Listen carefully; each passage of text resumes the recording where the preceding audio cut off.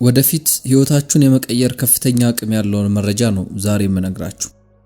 ምን መሰላችሁ? እኔ በፍጹም የእናንተን ህይወት መለወጥ አልችልም። ነገር ግን እናንተ በሚገባ ህይወታችሁን መለወጥ ትችላላችሁ። እኔ የተረዳሁት አንድ እውነታ ህይወታችንን የመለወጥ ትልቅ አቅም ካላቸው ነገሮች መካከል ዋነኛው አይዲያ ወይም ደግሞ ሐሳብ የምንለው ነው። ከ50 ዓመታት በፊት እድለኛ ሆኜ ቲንክ ኤንድ ግሮው ሪች የሚባል መጽሐፍ እጄ ገባ።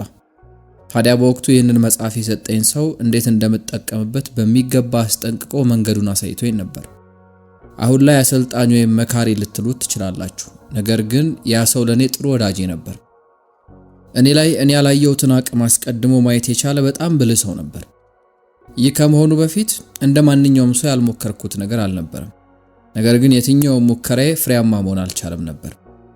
ብር የለኝም፣ ብቻ ደስተኛ የምሆንበት ህይወት አልነበረኝም። ትምህርቴም ከሃይስኩል የተሻገረ አልገፋውበትም። ስራም ቢሆን ጥሩ ስራ አልነበረኝም። እናም ደግሞ ምንም አይነት የቢዝነስ ልምዱም አልነበረኝም። ታዲያ ይህንን መጽሐፍ የሰጠኝ ሰው በትክክል እኔ እንደምልህ ብቻ ካደረክ ስኬታማ ትሆናለህ፣ እኔ አልዋሽም፣ አንተ ብቻ እኔ የምልህን ነገር በሚገባ አድርግ ነበር ያለኝ። ይህንን ነገር ምናልባትም ለ40 ዓመታት ያክል ለብዙ ሰዎች ተናግሬያለሁ። ከዛም በቃ ሙሉ ለሙሉ እሱ ያለኝን ነገር ማድረግ ሆነ ስራዬ። ከዚያም በአመት አገኘ የነበረውን $4000 ወደ $175000 ማሳደግ ቻልኩ። ከዛ ደግሞ ወደ ሚሊዮን ከፍ አደረኩት። ታዲያ ብዙዎቻችሁ ምን ብትሰራ ነው እንዴት ተለወጥከው ልትሉ ትችላላችሁ። ጽዳት ነበር የምሰራው። መሬት አጸዳለሁ፣ ቢሮ አጸዳለሁ። በቀን 2 ጊዜ መሬቱን ላጸዳውበት በወር $30 አገኝ ነበር። ከዛ በ5 ዓመታት ውስጥ በቶሮንቶ፣ በሞንትሪያል፣ በቦስተን፣ በክሊቭላንድ፣ በአትላንታ፣ በለንደን ስራዬን አቀጣጠልኩት። ከዛም ቁጭ ብዬ እንዴት ነው ግን ይሄ ነገር የሆነው ማለት ጀመርኩ። ብዙ እንደኔ ጽዳት ስራ የሚሰሩ ሰዎች አሉ። ልክ እንደኔ ያንን ቲንክ ኤንድ ግሮው ሪች መጽሐፍን የሚያነበቡ አሉ። ነገር ግን ልዩነቱ እነሱ እኔ የማድርገውን ነገር እያደረጉ አልነበረም። ከዛም እንደተፈጠረ ራሴን መጠየቅ ነበረብኝ። ምናልባትም ልክ እንደናንተ እንዳምን ተደርጌ አድጌም ይሆናል። ያ እምነት ደግሞ ብዙ ገንዘብ የምታገኝ ከሆነ ስማርት ወይም ብልህ መሆን አለብህ የሚል ነው። አውቃለሁ ያን ያክል ብልህ አልነበርኩ ይሆናል። ነገር ግን ብዙ ገንዘብ እያገኘው ነበር። ከዛ በቃ መፈለግና መመራመር ጀመርኩ። ይህም ጉዞ 9 ዓመታትን ከፈጀ በኋላ በመጨረሻም የተበታተኑት ነጥቦች ተገጣጠሙና ትርጉም ያለው ነገር ሰጡኝ። ታዲያ እነዚህ ነጥቦች ሲገጣጠሙ ለምን እንደተለወጥኩ በግልጽ ገባኝ። የሆነ አስደናቂና ዋጋ ያለው ነገርን እንዳወቅኩ ተረዳሁ። ለመቀበል ሊከብድ እኮ ይችላል፣ ነገር ግን እውነት ነው። ለምሳሌ ዓለማችንን ታላላቅ ተቋማት ተመልከቷቸው። ከጥቂቶቹ በስተቀር አብዛኞቹም ቢሆኑ በዛ ደረጃ እንዴት ስኬታማ እንደሆኑ አይነግሯችሁ። ለምን ስኬታማ እንደሆኑ ራሱ የማይረዱትም ይኖራሉ። በድርጅቶቹ ውስጥ ታላላቅ የሚባሉ የሴልስ ሰዎችን ተመልከቱ። ከ199ኙ ለምን ስኬታማ የሴልስ ሰው እንደሆኑ አይናገሩ። አያችሁ፣ የማይናገሩበት ምክንያት የነሱን የከፍታ ሚስጥር ድርጅታቸው ካወቀ ለሌላ ሰው አሳልፎ ይሰጥባቸውና ከጨዋታ ውጭ ያደርጋቸዋል። እኔ ለምን እንዳሸነፍኩ በሚገባ አውቃለሁ። 9 ዓመታትን እንደፈጀብኝ መናገሬን አትርሱ። ከዓለማችን አስደማሚ ጭንቅላት ካላቸው ሰዎችም ጋር ጭምር በዚህ ሂደት ውስጥ አብሬያቸው አጥንቻለሁ። ነገር ግን ማድረግ የምፈልገው ዋነኛ ነገር ይህንን እውነታና ዕውቀት ለሌሎች ማካፈል ነው። ሁሉም ሰው እንዲያውቀው ነው የምፈልገው። ደግሞ በጣም ቀላል የሆነና ሳገኘውና ሳውቀውም እጅግ ያስገረመኝ ነገር ነው። ነገር ግን አንድ ችግር ነበረብኝ። በጣም አይናፋር ነበርኩ። ዝም ያልኩና የተገለልኩ ነበር። በ4 እና በ5 ሰዎች ፊት እንኳን ጥያቄ መጠየቅ ያስፈራኝ ነበር።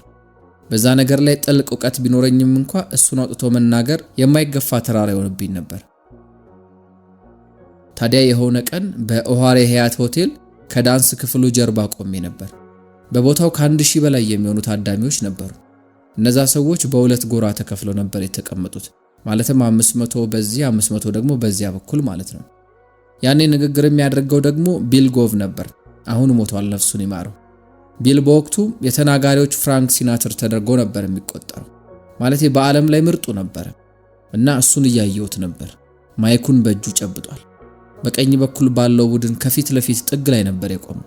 ከዚያ እንዲህ አለ፣ መሆን ከፈለኩ ራሴን መሆን አለብኝ እንጂ እናንተ እኔ እንደሆነ የምትፈልጉትን አይነት እኔ አይደለም መሆን ያለብኝ። ሚስቴ የምታስበውን፣ ልጆቼ የሚያስቡትን እኔ አይደለም መሆን ያለብኝ። ነፃ መሆን ከፈለኩ ራሴን ነው መሆን ያለብኝ ሲል ሰማሁት። ከዚያም መልሶ ደግሞ እኔ ማን እንደሆንኩ ደግሞ በሚገባ ማወቅ አለብኝ አለ። እኔ ከክፍሉ ጀርባ ሆኜ ይህንን ንግግር ከሰማው በኋላ ያንን ማድረግ ካለብኝ ይህንን ነገር ማጋራት አለብኝ ስላሰብኩ፣ ነገር ግን በጣም አይናፋር ነበርኩ። ቆይ አሁን ከጭብጡ ትንሽ ወጣ እንበል።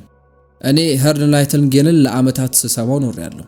የኤርልን መልእክትም ወደ ውስጥ ያስገባሁት የመጀመሪያው ቅጂ ተአምራዊ ቃል ነበር። እሱም ደግሞ አቲቲዩድ ወይም ደግሞ ጠባይ ነው። ታዲያ በቅጂው አንድ ቦታ ላይ እሱ እንደዚህ ይላል፣ አሁን በዚህ ስፍራ እንግዳ ወደ ሆኑ እውነታዎች እንመጣለን። ነገሮችን መስራት ወደምንችለው ትንንሽ ነገሮች መቀየር መቻል አለብን። አንዳንድ ሌሎች ሰዎች እኛ ማሳካት የማንችለውን ነገር ማሳካት እንደሚችሉ እናስባለን። እሱ ግን እንደዚህ አለ፣ ይህ ነገር በፍጹም ውሸት እንደሆነ እንድትረዱ ፈልጋለሁ። ደጀን የሚሆን አቅምና ታለንት ውስጣችሁ አለ። ታዲያ አሁን እኔን አንተስ ተረድተኸዋል ብላችሁ ከጠየቃችሁኝ ያው በሚገባ ተረድቻለሁ ነው መልሴ። ያንን በሚገባ ሰምቻለሁ። ያለማጋነን ያንን የድምጽ ቅጂ ስራና ለውጥን ሳሳድድ ለምንድነው ያሸነፍኩት የሚለውን ሳስስ በኖርኩባቸው 9 ዓመታት በትንሹ ከ1000 ጊዜ በላይ ሰምቻለሁ። እና ከጠየቃችሁኝ መልሴ አዎ ተረድቻለሁ ነው። ምናልባትም ሙሉ ለሙሉ ላልረዳው እኮ እችላለሁ፣ ነገር ግን አብዛኛው ሀቅ ተገልጦልኛል። ቢልጎቭን ሳየው ያ የሰማሁት ቅጂ ነው በጆሮዬ በኩል የተሰማኝ። ታዲያ እዛ ቆሜ ኤርል ናይቲንጌል እንግዳ ወደ ሆኑ እውነታዎች እንቀርባለን ሲል ነው ትርጉሙ ብልጭ ያለልኝ። ከዛ አእምሮዬን አዘጋጀሁት።